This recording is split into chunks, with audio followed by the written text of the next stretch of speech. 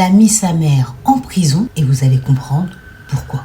Cette histoire, elle va vous choquer. Donc cette histoire, elle s'est passée en Arabie Saoudite. On a un couple qui s'est connu de manière tout à fait classique, ils se sont rencontrés, ils se sont aimés. Peu à peu, avec les années, ils ont commencé à avoir des enfants. Ils vont avoir au total 3 filles et 4 garçons. Et aussi petit à petit, le cours de la vie va faire que les enfants vont grandir et vont commencer à se marier. Et là, on va arriver à la fille qui va nous intéresser dans toute cette histoire. On va l'appeler Amel. Amel, elle est arrivée à un âge où sa mère, pour elle, elle est en âge de se marier. Mais le truc avec cette famille, c'est qu'ils ont tendance, lorsqu'il s'agit des mariages de leurs enfants, à choisir leur futur partenaire, c'est-à-dire à faire des mariages arrangés. Donc Amel, un jour, elle passe comme ça dans le salon et sa mère, elle lui dit « Ta'ali hina ya bint, ta'ali isma'i, tara aqul lak. » Genre, viens ici ma fille, viens, il faut que je parle avec toi, il faut que je te dise un truc. Tu vas te marier avec le fils de ma sœur. Donc là, Amel, elle est choquée, puisque elle n'a pas du tout envie de se marier, elle a envie de poursuivre ses études. Quand elle dit ça à sa mère, elle lui dit tu vas finir tes études, en même temps que tu fais tes études, tu seras mariée. Où est le problème? Sauf que Amel n'arrivait pas à dire à sa mère, c'est que si elle ne veut pas se marier avec ce cousin-là, c'est pas à cause de ses études ou je ne sais quoi, c'est parce que tout simplement il a très mauvaise réputation. Mais elle avait trop peur de confronter sa mère et donc elle va lui répondre par un simple Inch'Allah. Mais ce Inch'Allah ne voulait pas dire oui ou non. C'est juste pour Amel une manière de clôturer le sujet sans faire une bagarre avec sa mère. Mais là, quelques semaines vont passer et la mère de Amel va venir la voir en lui disant le jour un tel, la famille va venir pour demander ta main. Là, Amel, elle va dire à sa mère, moi je t'ai dit, je ne vais pas me marier. Et en plus, je n'ai pas envie de me marier avec ton neveu, genre mon cousin. Ça, déjà, c'est mort. En plus de ça, il a mauvaise réputation, donc non. Donc là, la mère, elle va lui dire, t'as pas le choix, c'est comme ça, c'est moi qui commande, c'est moi qui décide. Pendant des jours, avant qu'il y a la demande officielle, il va y avoir des bagarres dans la maison. Si bien qu'un matin, la famille va se lever et va trouver que Amel n'est pas dans sa chambre. Ils vont fouiller dans la maison, ensuite sortir dans le quartier, essayer de l'appeler, lui envoyer des messages, mais aucune nouvelle. Au bout de 3 jours comme ça, où ils étaient totalement en panique, le père a décidé de partir Iballah, c'est-à-dire il a décidé de partir à la police pour faire la disparition de sa fille et demander à la police de l'aider à la retrouver.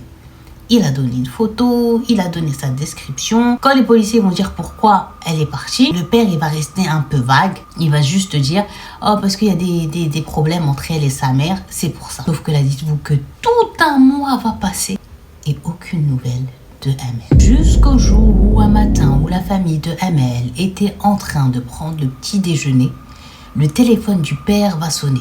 Quand il regarde, il reconnaît que c'est le numéro de commissariat de police. Il décroche tout de suite. Là, il y a un dabt, c'est-à-dire il y a un flic qui lui dit « Écoutez monsieur, on a retrouvé votre fille, elle est à l'hôpital Intel. » Donc là, la famille, ils vont se lever et ils vont tous partir direction de l'hôpital. Quand ils vont arriver, ils vont être choqués. Amel, elle a maigri, elle est dans un sale état, elle est pas bien, elle est en pleurs.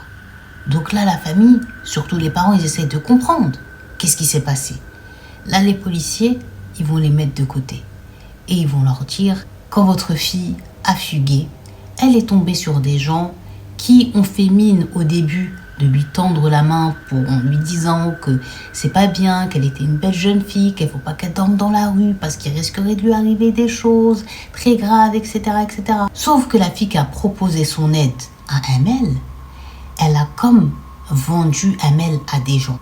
Et dites-vous qu'ils vont, dans un premier temps, lui apprendre la droga, la rendre un peu addict à ça. Ils vont, durant tout un mois, la séquestrer sans qu'elle sente qu'elle est séquestrée. Et le jour où ils n'avaient plus envie d'elle, eh bien, ils vont la tuer. Et ensuite, ils vont aller la jeter dans la rue Et c'est comme ça qu'elle a été retrouvée par des passants qui lui ont porté secours. Ensuite, ils ont prévenu la police et elle a été emmenée à l'hôpital. Bon là, toute la famille, elle est choquée. Mais est-ce que vous pensez que ça va arrêter la mère?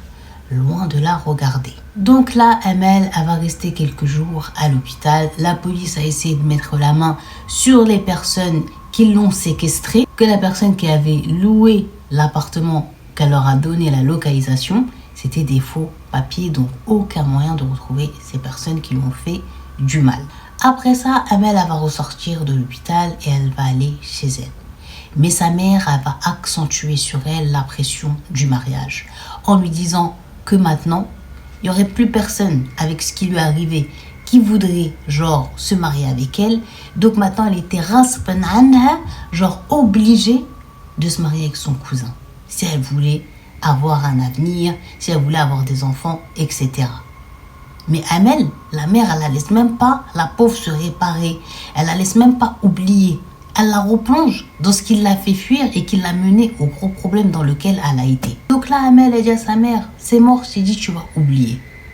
Mais là, la mère, vous allez voir qu'elle va devenir réellement maléfique. Là, la mère de Amel, elle va se confier à une copine à elle qui est une copine de Jahannam, c'est-à-dire qui est une copine diabolique de l'enfer. Elle lui dit, écoute, ma fille, elle veut pas se marier avec mon neveu et moi, j'avais promis à ma sœur que Amel, elle va se marier avec son fils parce que son fils, quand Amel, elle m'a dit, voilà, pourquoi elle ne voulait pas, je savais pas qu'elle était au courant des bêtises et tout ça qui faisait qu'elle avait des problèmes avec la justice et tout. Et moi, ma sœur, elle veut que son fils se marie pour avoir des enfants. Et ma sœur, je l'aime trop, je peux pas lui refuser ce talab, c'est-à-dire cette demande. Donc, elle va accepter ce mariage. Mais ma sœur, j'ai essayé de lui faire comprendre et comprendre et comprendre. Ma fille, elle veut pas, elle est trop butée. Donc là, sa copine, elle dit, écoute, tu sais quoi? Genre, en gros, j'ai ta solution. Là, la mère à Amel, elle dit, comment ça? J'ai tout fait. Ma fille, elle va jamais accepter. Elle lui dit, tu vois, il faut que tu me ramènes juste un peu de mèche de cheveux de ta fille et une photo d'elle. Et que tu me donnes un montant, on va dire, au début, elle lui a dit 1000 euros. Donc là, la mère, elle dit, ah non, j'ai pas 1000 euros. Là, c'est mort et tout. Baisse. Bon, elle lui a dit, 500 et je vais essayer de, avec la personne qui va me faire le travail, qu'elle accepte que les 500. La mère, elle va dire, ok. Elle va se lever, elle va aller prendre des cheveux de sa fille sur sa brosse, alors que sa fille, elle est, la pauvre, endormie, faisant des cauchemars à cause de tout ce qui lui était arrivé. Elle prend une photo de sa fille et elle va prendre 500 euros dans le coffre de son mari et elle donne ça à sa copine. Sa copine, elle lui dit, tu vas voir, ça va marcher. Le lendemain, la copine, elle part chez un sorcier qu'elle connaît très bien. Elle lui raconte l'affaire. Il lui dit, t'inquiète pas, elle va accepter. Ils font la sorcellerie. Elle repart avec la sorcellerie chez la mère de Amel. Elle lui dit, tiens, tu mets ça dans la chambre de ta fille et tu vas voir. La mère, elle a fait mine d'aller ranger la chambre de sa fille et elle a glissé, tac, la sorcellerie derrière une commode bien lourde. Bon, quelques heures passent et voilà Amel qui sort de sa chambre, qui va dans la chambre de sa mère et qui lui dit, Emma, elle lui a dit, maman, si tu veux que je me marie avec le cousin, je suis d'accord. La mère, elle était choquée. Dans sa tête, elle s'est dit, waouh, il est fort, ça marche. Elle a dit, ok. Donc très vite, la mère, elle avait peur, on va dire que la magie ne tienne pas longtemps sur sa fille. Elle leur a dit, écoutez, on fait un petit mariage vite et tout, et quand ils auront, Inch'Allah, le premier enfant, on fera une grande fête. Tout le monde a dit, ok. Arrive donc le jour du mariage, ils ont quand même invité un peu l'entourage proche et la famille, ils font quand même un truc, quoi. Sauf qu'au moment où le cousin, donc le mari de Amel, rentre dans la chambre pour la nuit de noces, Amel, elle accueille son mari, vous allez voir, à bras ouverts. Et surtout, en mode catch, elle a attrapé son mari, elle l'a savaté. Jusqu'à les invités et les familles ont entendu les cris du mari. Quand ils sont rentrés dans la chambre, ils ont vu qu'elle était à 2 doigts de l'envoyer dans l'au-delà. Ils étaient obligés de se mettre ses frères, son père et les oncles et tout pour enlever l'emprise. Elle avait une force surhumaine alors que Amel, elle est toute chétive. Donc là, la mère, elle est en panique. Elle va discrètement et elle dit à sa copine, qu'est-ce qui se passe? Parce que celle qui est partie faire la sorcellerie, elle était là. Elle lui dit, waouh, ça se trouve, en même temps, la sorcellerie a fait que ta fille, elle est possédée. Et ça se trouve que la chose, parce que là, c'est plus, on va dire, ta fille, quand elle a vu que le mec, il allait s'approcher, la djinn qui possède ta fille, elle a démarré. Mais la copine de la mère, elle lui dit, écoute, t'inquiète pas, prends ta fille, rentre à la maison, envoie ton cousin chez lui, que je règle l'affaire avec le sorcier et après, on verra. C'est ce qu'ils vont faire. Là, pendant des jours, Amel, elle dort plus, elle crie, elle fait des cauchemars, elle est pas bien. Et si elle est dans cette situation-là, c'est à cause, dites-vous, de la mère et de sa copine qui sont en train de la travailler. Pourquoi? Pour qu'elle accepte par force le mariage avec le cousin. La copine elle revient voir la mère et lui dit maintenant il me faut gathat kumash, c'est-à-dire un vêtement de ta fille, mais les sous-vêtements, et que tu me donnes telle et telle et telle chose. Et rajoute ça comme argent si tu veux que ça marche. Et elle repart. Et là, ils lui font encore un travail encore plus puissant. Sauf le truc qu'ils vont lui faire, c'est comme si ils vont la bennej. Bennej, c'est comme si ils vont l'anesthésier. Elle n'est plus du tout elle-même. Elle va se laisser téléguider. Une fois que la mère, elle voit que sa fille, elle est vraiment... On lui dit quelque chose. Elle dit oui. Elle dira oui à tout. Et qu'elle se laisse faire. Et elle rappelle donc son neveu. Elle lui dit, c'est bon, viens chercher ta femme. Donc lui, il va. Il ramène sa femme. Et la femme, elle ne sait même pas dans quel monde elle est. Le mari commence à constater que sa femme elle part toute seule, qu'elle fait des têtes bizarres quand elle le voit. Il commence à paniquer. Le soir, quand il dort, il entend qu'elle parle, mais elle parle avec une autre voix dans son sommeil. Donc il se dit dans un premier temps, oh, ça doit être simplement des cauchemars qu'elle fait. Mais bref, c'était flippant de jour en jour, ça ne s'améliorait pas. Et il n'y avait pas que le mari qui remarquait ça. Il y avait donc l'oncle qui est son beau-père, il y avait la tante, il y avait les belles-sœurs, il y avait tout le monde. Donc là, l'oncle, il a eu pitié de Amel. Il s'est dit, il y a un truc bizarre. Surtout aussi quand son fils il venait lui dire, papa, le soir, elle fait ça, je suis en panique, papa, ci, papa, ça. Parce qu'un jour, il a grillé son fils qui dormait dans le salon. Il lui disait, mais comment ça se fait, toi, t'es un jeune marié, tu dors pas, genre, dans ta chambre avec ta femme, qu'est-ce que tu fais dans le salon? Et là, quand il lui a raconté ça, l'oncle a commencé à dire au mariage, elle était bizarre, il s'est passé ça, et maintenant elle est là, on dirait elle n'est pas elle-même, bref, bizarre, on l'entend crier, elle parle toute seule, elle est bizarre. Est-ce qu'il ne faudrait pas que je ramène un imam ou que je la ramène chez un imam? Donc là, l'oncle, qu'est-ce qu'il va faire? Il va dire à son fils, donc au mari d'Amel, viens, on va ramener ta femme chez un imam, comme ça on va voir qu'est-ce qui se passe avec elle. Quand ils vont arriver devant la maison de l'imam, ils ne sont même pas arrivés à côté de la maison, que dans la voiture, elle commençait déjà à s'agiter, Amel, à vouloir s'enfuir, à crier, à dire non, qu'est-ce qu'on fait ici? Alors qu'elle ne savait même pas où ils allaient. Mais la chose, elle a ressenti. Et une fois qu'ils sont rentrés après une lutte acharnée dans la maison de l'imam, et qu'il a commencé à réciter sur elle le Coran, waouh, l'oncle et le mari d'Amel, le cousin, ils vont être choqués, puisqu'elle va se mettre à parler d'une autre voix. Et l'imam, il continue de réciter jusqu'à le faire craquer la chose qui possédait Amel. Et la chose va finir par parler, en disant à l'imam, et en l'implorant, pitié, arrête de me brûler. Moi, j'ai rien fait. Moi, je suis pas rentrée parce que je voulais la posséder, on m'a envoyé. Et là, l'imam, il a dit, mais qui t'a envoyé? Et pourquoi t'es là? Et là, la chose va parler, elle va dire, c'est à cause de Nadia, c'est à cause de Nadia.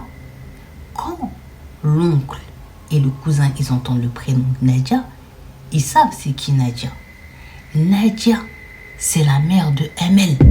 Donc là, ils sont grave choqués. Et l'imam, il dit, pourquoi?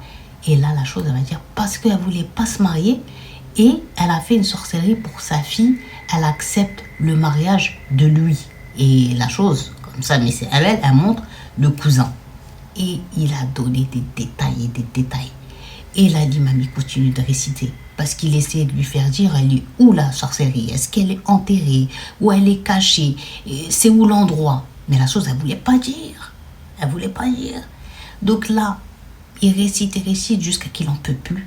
Et là, il va finir par balancer ce djinn. Elle est où, la sorcellerie? Et là, il va leur dire, la sorcellerie, elle est cachée derrière la commode, dans la chambre de Amel, à tel endroit, tatati tatata. Donc là, ils sont choqués. Et là, bim, directement, elle perd connaissance. Dès que ça a dit l'endroit. Là, l'oncle et le cousin, ils prennent donc Amel. Et l'imam, il leur dit, écoutez, il faut absolument qu'on mette la main sur la sorcellerie, qu'on la prenne et qu'on la détruise, parce que sinon, cette fille, elle est foutue. Donc là, l'oncle, il a dit, ok. Ils ont ramené Amel à la maison, ils l'ont allongée, la pauvre, elle était vraiment fiévreuse, en train de trembler, vraiment pas bien. Il a dit donc à sa tante de veiller sur elle. Et l'oncle, il sort appeler le père de Amel. Il lui dit, il faut que je te vois absolument, rejoins-moi en café un tel. Le père de Amel, il a peur, il a dit, pourquoi, il y a quoi, qu'est-ce qui se passe, elle a fait encore quoi, elle a fait une bêtise et tout. Il pensait qu'il y avait un problème. Il lui a dit, viens, tu vas tout comprendre, mais surtout, tu dis pas que tu vas me voir. Tu dis pas à ta femme, tu dis, tu sors, tu dis rien. Elle a dit, ok. Quand le père de Amel, il va arriver au café, l'oncle, il lui dit, écoute, ce que je vais te dire, ça va te choquer parce que toi, je sais que tu es impieux, que tu as la crainte de Dieu, tu es toujours à la mosquée, tu fais toujours le bien, mais s'il te plaît, ne t'énerve pas, on va trouver une solution. Même si je sais que tu vas t'énerver. Donc là, il lui dit, arrête de mettre la pression, qu'est-ce qu'il y a? Il se passe quoi? Et là, il va lui dire, écoute, ta fille, j'ai remarqué ça sur elle, ça sur elle, ça sur elle. J'ai décidé de la ramener chez un imam. Il a récité, voilà ce qui s'est passé, ce que je vous ai dit. Et maintenant, ta fille, elle est mshura, elle est ensorcelée grave. Et la sorcellerie, Dieu merci dans notre malheur, elle n'est pas enterrée, elle est cachée. Et elle est cachée chez vous et dans sa chambre. Et ça, c'est la chose qu'il a dit. Et elle est à l'endroit un tel. Maintenant, il faut qu'on aille récupérer cette sorcellerie. Mais il faut que tu saches une information très importante. La personne derrière le cas de ta fille et sa sorcellerie et son état, c'est ta femme. Là, le père, il était ultra choqué. Il a dit, comment ça? Herméti, genre en gros ma femme, mais ça va pas la tête, c'est quoi cette histoire? Ouais, elles sont où les caméras? T'es en train de me faire un prank, t'es en train de me faire une blague, c'est pas vrai. Et là, l'oncle, il va lui jurer sur tout ce qu'il a pu faire, wallah, c'est vrai. Et maintenant, on va faire un plan. Il lui dit, comme ça, tu vas voir tes yeux, il faut qu'on soit ensemble. Il lui dit, on fait quoi? Il lui a dit, l'oncle, je vais appeler ma femme, je vais lui dire, invite ta soeur, parce que j'ai envie d'aller me poser genre avec toi, chez toi, on va regarder un match tranquille. Et elle va passer la soirée avec eux. Elle dit, on va aller, comme ça on a la maison, le champ libre. Et toi et moi, on va rentrer dans la chambre et on va prendre la sorcellerie là où la chose, il a dit qu'elle est cachée. Comme ça, tu vas voir que je t'ai pas menti, que c'est pas du cinéma. Le père de Amel, il a dit, vas-y, ok. Donc là, l'oncle, il appelle sa femme. Il lui dit, ouais, écoute, il y a un match de foot important. Je veux le regarder avec le beauf. Donc, s'il te plaît, appelle ta soeur et vous faites une soirée entre meufs là-bas. Sa femme, elle a dit, il n'y a pas de problème. Donc, la tante, elle appelle la mère de Amel. Viens à la maison ce soir, etc. et tout. La mère de Amel, elle a dit, ok.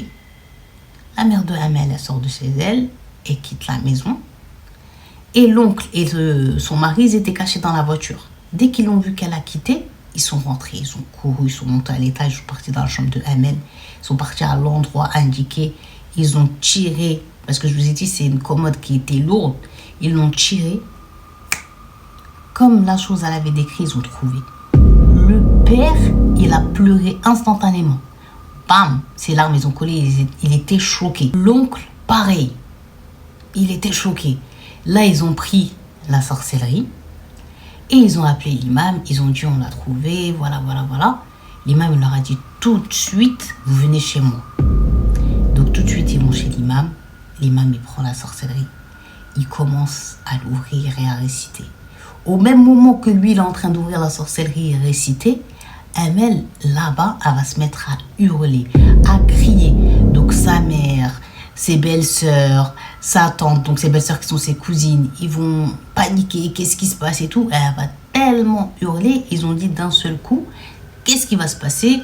Les lumières vont se mettre à crépiter, les rideaux comme ça, là, le voilage a volé, les conjuring. Et elle va lâcher un cri, et bim, elle va tomber dans les pommes. Eux, ils vont paniquer, ils vont rien comprendre. Donc directement, ils vont la prendre, ils vont la ramener à l'hôpital. La mère de Amel, elle appelle son mari en panique, en pleurs. Ouais, la petite, il y a un problème, patati, rejoignez-le à l'hôpital. Là, le mari, il arrive avec son beau-frère à l'hôpital. La mère, elle pleure. Elle veut genre dire à son mari, je sais pas qu'est-ce qui se passe. Il va même pas lui laisser le temps, genre en gros, de finir sa phrase. Que le mari, il va prendre son main là, il va faire un geste, il va la gifler devant tout le monde. Tout le monde dans l'hôpital est choqué. Et il lui dit comme ça 3 fois, talaq, talaq, talaq. Genre, je te divorce. Genre, il l'a répudié. Tout le monde était choqué, personne ne comprenait. Mais l'oncle, lui, il savait. Et il était choqué. Il ne pensait pas qu'il allait réagir genre comme ça directement. Et là, devant tout le monde, il va l'afficher. Il va dire, c'est à cause de toi que ta fille, elle est comme ça. Parce que tu lui as fait ça. Il avait pris, la sorcellerie en photo. Il lui a montré. Après, il lui dit, ouais, c'est à cause de toi que tu l'as rendu comme ça. T'as pas honte, mais attends, si ma fille, elle se lève pas, là, elle se réveille pas de l'état où tu l'as mis, tu vas voir. Donc là, tout le monde était choqué et la mère, elle savait plus où se foutre. Quand elle s'est réveillée, Amel, elle était Amel. Elle était redevenue elle-même. Donc elle avait pleuré, elle savait pas ce qui lui était arrivé. Elle a vu que son père, il était triste, sa famille, ils étaient tristes. La mère, elle est dans le coin toute seule, personne ne la calcule, mais aussi, elle est pas bien. Et là, le père, il lui dit, écoute, c'est-à-dire en gros, ma fille, il est dans ton droit que tu saches pourquoi tu es à l'hôpital, pourquoi tu es dans cet état, qu'est-ce qui t'est arrivé, etc. Là, le père, il va lui dire, voilà, ta mère, elle t'a ensorcelé pour que tu acceptes le mariage que tu refusais avec ton cousin. Aujourd'hui, sache que tu es mariée avec lui. Donc, elle est choquée, dites-vous, elle savait même pas qu'elle était mariée, la pauvre. Elle a dit, quoi? Moi, je suis mariée. Ils m'ont dit, oui, t'es mariée avec lui, mais voilà ce qui t'est arrivé. Mais t'es pas mariée parce que tu voulais. Ta mère, elle t'a travaillé parce qu'elle avait fini par dire au père qu'elle avait travaillé grâce à sa copine. Et ils t'ont fait de la sorcellerie très grave. Et t'étais pas toi-même, et t'étais possédée. C'est la chose qui était en toi qui a fini par parler parce que ton oncle, il a senti qu'il y avait quelque chose. Donc, il t'a ramené chez un imam. Mais la chose, elle a avoué. Et ensuite, on a fait un plan, ton oncle et moi, pour récupérer la sorcellerie. On l'a trouvé à un endroit, la chose, elle l'avait indiqué. Ensuite, on l'a ramené chez l'imam. Et arrivé ce qui est arrivé, alhamdoulilah, t'es revenu parmi nous. Donc là, dites-vous, Amel, elle va retomber dans les pommes. Et quand les médecins ils vont venir, ils vont dire là, cette fois-ci, c'est pas parce qu'il y a un truc bizarre et tout, non. C'est parce qu'elle est choquée, la pauvre, de ce qu'elle vient d'entendre, que sa mère lui a fait une sorcellerie grave comme ça. Donc, quand Amel elle est revenue à elle, elle a obligé son cousin à la divorcer. Donc, ils ont divorcé. Ensuite, le père, je vous ai dit, elle a divorcé de sa mère. Et dites-vous donc que son père, il va dire à Amel qui veut porter plainte puisque la mère a failli envoyer leur fille dans l'au-delà. Mais Amel, elle avait dit à son père qu'elle comptait déjà porter plainte contre sa mère vu que la sorcellerie, c'est puni en Arabie Saoudite et qu'ils avaient toutes les preuves. Donc, ils sont partis, ils ont porté plainte. La mère, elle a été arrêtée et dites-vous qu'elle a été condamnée à 5 ans de prison. La copine, elle aussi, va être arrêtée. Et elle a été, quant à elle, condamnée à 10 ans de prison. Ensuite, les policiers ont enquêté jusqu'à piéger le sorcier. Et quand ils ont fini par l'arrêter, quand ils sont partis chez lui déjà, je vous passe les détails des choses horribles, qu'ils ont trouvé un nombre incalculable de personnes qui y travaillaient, qui faisaient que du mal. Et dites-vous que lui, sa condamnation a été, écoutez bien, la peine capitale, c'est-à-dire la peine de mort. Donc la mère, elle a fait les 5 ans de prison. Ok? Sauf qu'elle va tomber très gravement malade à sa sortie de prison. Et que très vite après cela, elle va mourir.